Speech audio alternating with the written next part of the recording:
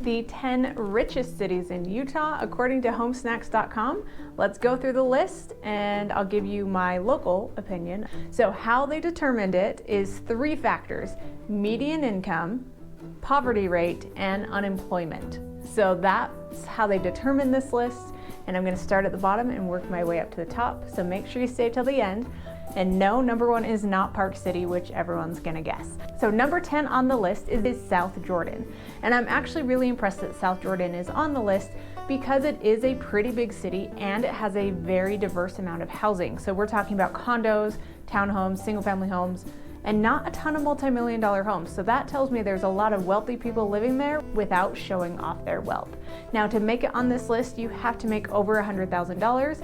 And for this one, it was the average median income was $116 for the city of South Jordan. So awesome for South Jordan. Cool to see them on the list. Number 9 on the list is the only one from Davis County, and this is Fruit Heights.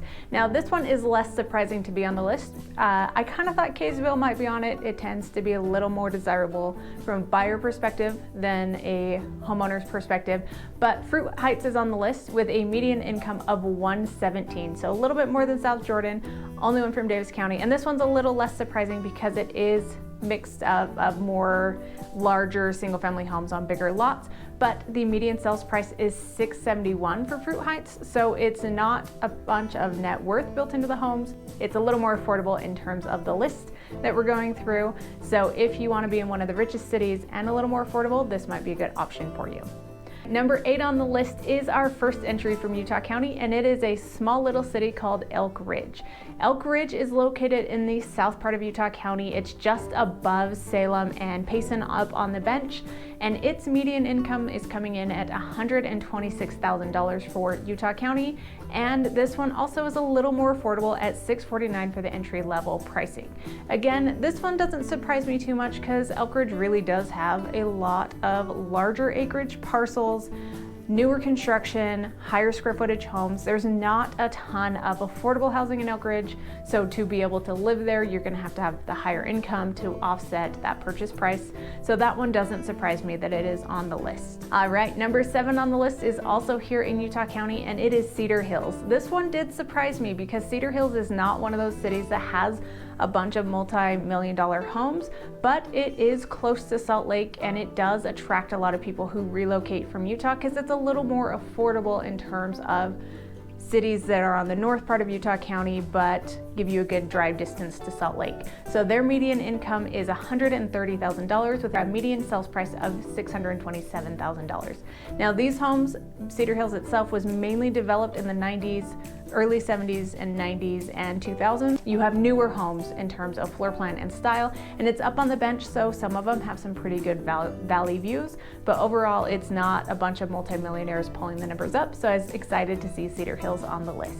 Number 6 on the list is Mapleton, and that is actually where I'm sitting filming this video right now. This one again doesn't surprise me it's on the list because Mapleton is purely the high-end version of South Utah County, meaning it has the big, large estates, it has big multi-million-dollar homes and a lot of acreage. It's a lot of large lot homes, even in the subdivisions, they're usually a half acre or more. With the median home value of Mapleton being $687,000, we are starting to get closer and closer to that jumbo loan limit. Halfway through, number 5 on the list is Draper. Draper has a median income of $126,000 with a median sales price of $760,000. This one is also in Salt Lake County. So Salt Lake County does have 2 on the list, but it is almost in Utah County, and actually a section of it is in Utah County.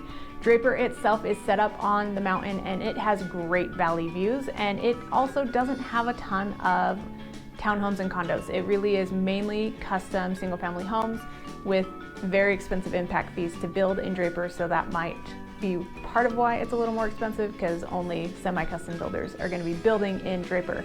So Draper itself is beautiful. It's in Salt Lake County and it's at the very bottom, so you are in the county. You can get everywhere you need to in Salt Lake. but it is number 5 on our list of the most richest cities in Utah. Number 4 on the list, representing Wasatch County, is Midway. Midway is number 4 on the list of the top richest cities in Utah. Midway has a median income of $130,000 with a median sales price of $869,000, which, great thing for them, that is still under the jumbo loan limit because it follows Summit County in terms of loan limits. So you're not over jumbo if you want to be in Midway with the median sales price. One of the main characteristics of Midway and why we all love it is it is on the other side of the mountain range, so you don't have inversion, and it has a lot of country land. So you have a lot of space to grow and spread out. There's some condos, some townhomes, but not many. But overall, Midway is where all the rich people are moving to because it is beautiful. Probably where I would retire to, but I work in the valley and I need to be here for my clients. Number 3 on the list is the one that everyone probably was guessing for the richest city in Utah, and that is Park City. That is where all the billionaires live. A long time ago, a friend of ours said that the billionaires were kicking out the millionaires in Park City, but this data will show you that that is not accurate. The median income for Park City is $132,000 with a median sales price of $1.4 million. Now you are over jumbo loans at that point, and I am actually surprised that the median is that low because Park City does have condos and townhomes, but you are hard pressed to find anything under $1 million. So a lot of people who are in Park City on their influencers are actually outside of Park City in the little rural city ski towns to say they're in Park City, but in reality, they don't actually live in Park City because it is expensive. But shockingly, it is number 3 on our list. Number 2 on the list, back to Utah County, we are going to be talking about Alpine, Utah. So Alpine is beautiful and it has great valley views, and it does not shock me it's on the list because it's always ranking high in these lists because it's where people want to live, but it is not cheap. Alpine does not have a lot of affordable housing. I don't even think it has an apartment complex in Alpine. It does have some 55 plus communities, and it does have original historic homes which help bring the average down. Coming in with a median income of $161,000, it is going to be a higher average income for the area, and also with a median purchase price of $974,000, we are now officially over jumbo loan limits for Utah County. It is going to be more expensive for people to live there in Alpine, but it is beautiful. Lots of multi-million-dollar properties, lots of just million-dollar properties that are old 70s ramblers that have land and acreage to them. So it is not cheap to live in Alpine, but it is beautiful. And coming in at number 1 on the list, which might surprise you, is Highland, Utah. A lot of times when people are talking about Highland, they connect it with Alpine because they're both right next to each other and they're not major cities. Highland has the highest average income at $166,000 with the median sales price being $877,000. So not quite as expensive as Alpine, even though it's right there, but a slightly higher average income. And this one again didn't surprise me it was on the list because it's meant to be a bedroom community. It has large family lots. The zoning for the city itself is at least a half acre, and then you get smaller acreage around the border and at the city center.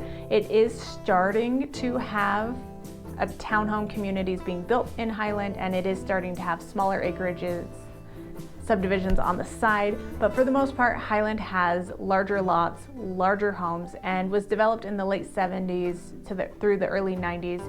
So there are larger homes. The average size of the homes are going to be 4,000 plus square feet. So that is what attributes to the higher average sales price, but also attributes to the higher income to be able to afford the higher purchase price.